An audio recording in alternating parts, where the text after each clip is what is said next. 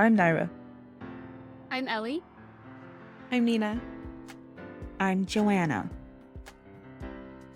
This is Politics Under the Microscope, where we explore issues that matter to you by connecting science, policy, and society.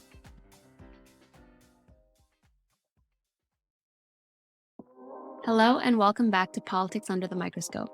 My name is Ellie and I will be one of your co-hosts for this episode. Today we are here with Ingrid and Gianna, two members of March for Science, a nonprofit organization in New York City that is focused on climate change advocacy and is predominantly comprised of scientists. Welcome, Ingrid and Gianna. It's incredible to have you.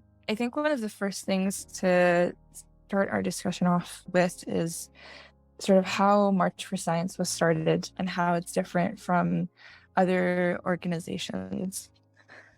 Sure. Yeah. Thanks so much for having us. So March for Science really started as a reactionary moment at the same time as kind of in the same response as the Women's March, where its direct catalyst was the election of Donald Trump in 2016.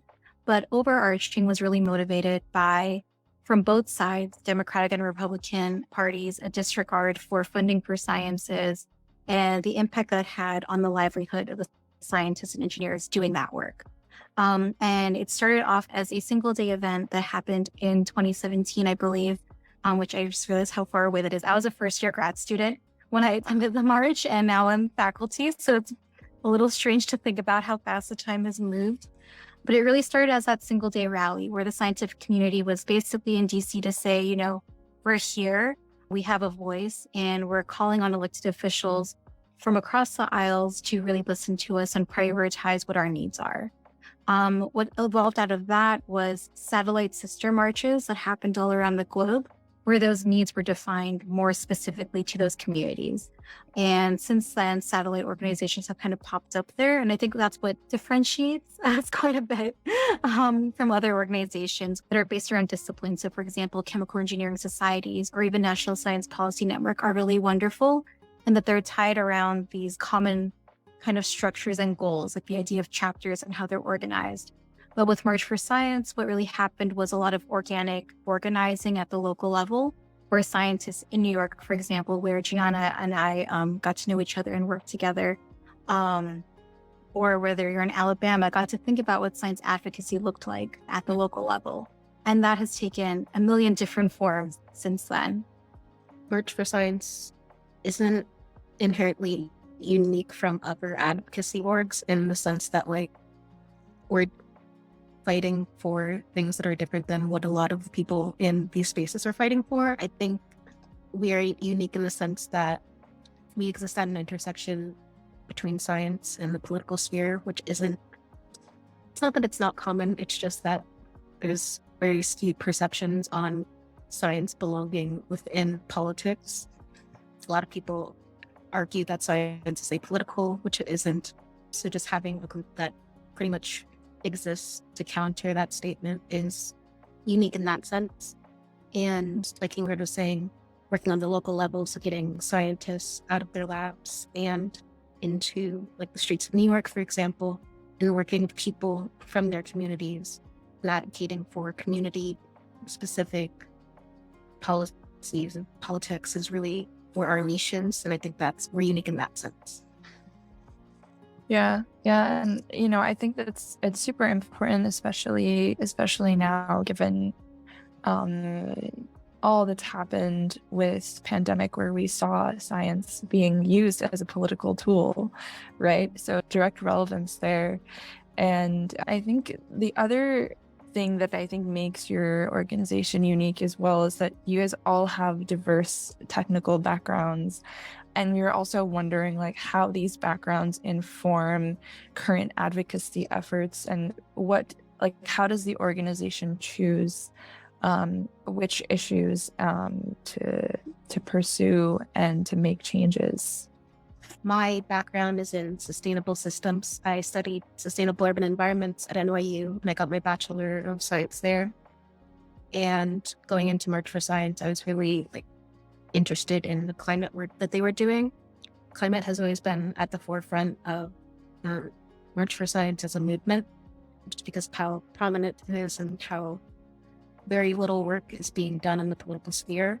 So I was really interested in holding like climate workshops and sort of helping us to focus our climate education and climate work being done in New York City. I think March for Science, for me particularly, did inform how science should be used to better communities and how deeply ingrained evidence-based policy needs to be in our politics. That helped me with my picking my degree for grad school. So now I study engineering and public policy, which is a very interdisciplinary field and is pretty much like March for Science as a degree. Yeah, and for me, I feel like it was very gradual as well. When I was in undergrad, so I've studied chemical engineering, and for my whole track from BS to PhD. And when I started studying engineering as a first year, I think I had just a very, I just kind of thought, get my degree, get a job, make money, kind of get out. And I thought I'd work in the consumer products or in chemical engineering, oil and gas, and pharmaceuticals are the big two industries. And I actually interned at an oil and gas company when I was an undergraduate student. And it was really eye-opening for me, just in the regards to one, seeing how energy was produced and the culture of the companies that you kind of see from the outside looking in. But also just how stuck in our ways sometimes as innovative and as imaginative as we say scientists can be, how traditional and kind of stubborn industry can be to react to these things, particularly when it comes to things like energy, where, yes, of course, climate crisis takes a precedence as the framework under which, we're all operating and living and breathing, but it's also old technology that we're relying on. And as Gianna said, there's just no political will to move towards more sustainable solutions, though we know that the costs that we're going to pay economically at the baseline, but just, with our livelihood and with our health is also at stake. And when it came to kind of navigating what March for Science wanted to stand for, it kind of happened in line where a lot of organizing has been happening since 2016, where the youth climate movement also came to the forefront, and as well as movements such as March for Our Lives, folks who are organizing and continue to organize around pandemic and COVID justice and reproductive health as well. And thinking about the ways, as Gianna said, that science is just underlying all of these things. And oftentimes the way that lack of understanding or even just a disregard and disrespect for expertise can guide the way that politicians make their decisions. And just being that kind of vocal voice where it's the data is here, and here, it's not just numbers, it has meaning, and that we're here to advocate it, really informed it. So I think climate naturally came as an extension to many of us being engineers. And then just listening to all the causes that we care about and all these common threads among them. Again, climate being the large framework under which we're operating under, but the things that we care about, like security, health, justice, all these things kind of just being kind of operating throughout the threads, whether it's virology or anything, and really thinking about the approach we take to science and the way that we do our jobs more than anything else. The other thing that we are really curious about is, how March for Science is acting on its mission. If there are educational programs that you've set up or policies that you've advocated for that ended up passing, we'd love to hear some of those success stories, as well as challenges and places where you feel the organization could use support from communities and scientists as well. Yeah, so I will say we're young. Yeah. I think every person that we've been able to connect with has been a win. So Gianna kind of alluded to in the beginning, March for Science in New York City took a little bit to get started, but once Omar and I found Gianna, then we found the next person. That sense of community, I think, has really been one of the most joyful experiences, at least for me as an educator and an engineer. And just folks' reaction, I think, to finding a sense of community around these things, not just realizing, I know that, so I worked on, I was a materials chemist in grad school, or I am a materials chemist, but I really worked at the fume hood all day long, making my baby nanoparticles, which felt so removed from what real life felt like. but being able to find a network of people that were like-minded in realizing these things, I think has been really powerful. And in terms of programming, we've been able to, one, grow these networks with not just other science policy groups, but inroads with academic departments, meeting with city council members to share research and start these conversations up. I will say that, like, as an organization from the nonprofit side, which is one of the challenges, we don't advocate for any specific laws or bills, but rather kind of direction. So saying things, for example, that climate justice is something that we need to like prioritize in all the policy that we're doing, for example, and offering that kind of expertise. I can talk about some of like our specific programs that I love the most. Not that they're not great. That's okay. We did a workshop in partnership with another local community group called One Freedom for All. And they had like a group of high school students, and we talked to them about food. Omar and I used to run a vertical aquaponic farm at NYU called Urban Food Lab. So we had like experience of food, and they are partly like a food justice group. So we had discussions centered on that, and we talked to them a bit about climate. It was really just a nice thing to do. And we went over like the basics of like how to like properly research, and we talked about like misconceptions on like the internet and misinformation, and how to like go about like knowing that something is real.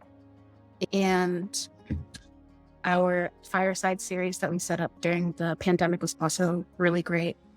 I know after the Black Lives Matter protests started up again in 2020, we had safe spaces for BIPOC and had started to foster discussions about diversity in STEM, issues within STEM like as a whole, and sort of just creating these really niche spaces.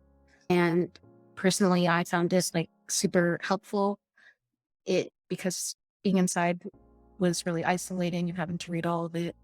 And as Black women in STEM field, it's hard sometimes of having like open discussions about these issues, and being able to write about it too, which is something that we did later on, was just really heartwarming and something that I love that we did. And I hope that we continue to do like work like that in the future.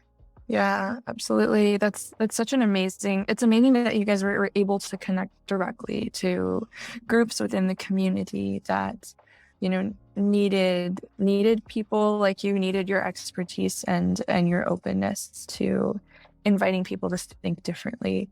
I will transition over to Ellie because she has some questions related to more specific lines of work that you guys do.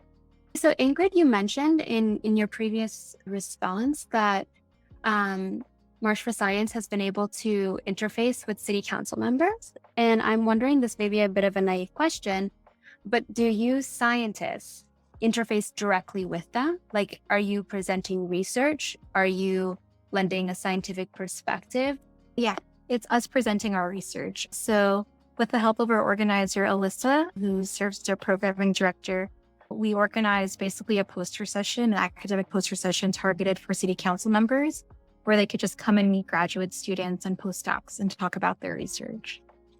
So does that mean that the students that are presenting their research, including the postdoc trainees, they have to communicate in such a way that politicians who are not commonly scientists, they have to communicate in such a way that they understand?